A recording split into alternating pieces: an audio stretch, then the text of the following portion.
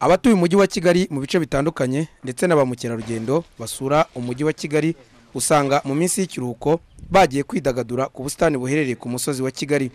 Uretse igice cy'ubusitani kigaragaramo abaza kwitoza no gutembera ku mafarasi, hafi yaho uhasanga ubundi busitani burangwamo ibiti byinshi kandi birebire, ukaba wakeka ko ari ishyamba.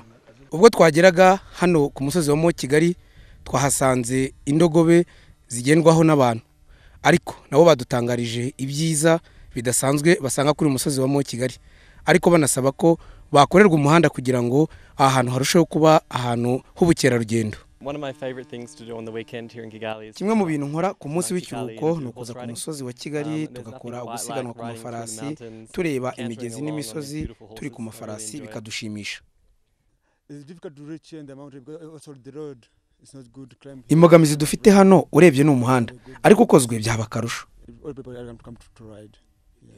Niyonsenga Innocent uturiye ubu busitani yavuze ko nubwo ubu busitani bujya butembererwamo n'abantu batandukanye, hashyirwa abashinzwe umutekano kugira ngo harusheho kwitabirwa, kubera ko rimwe na rimwe hagaragara abajura bakambura za telefone n'ibindi ababa baje kwitemberera.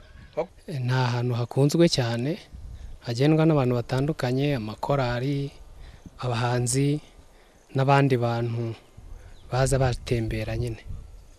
Muri abo batembereye hakaba hari abandi bantu baza ku ruhande bakabambura amatelefone, bakabambura amafaranga.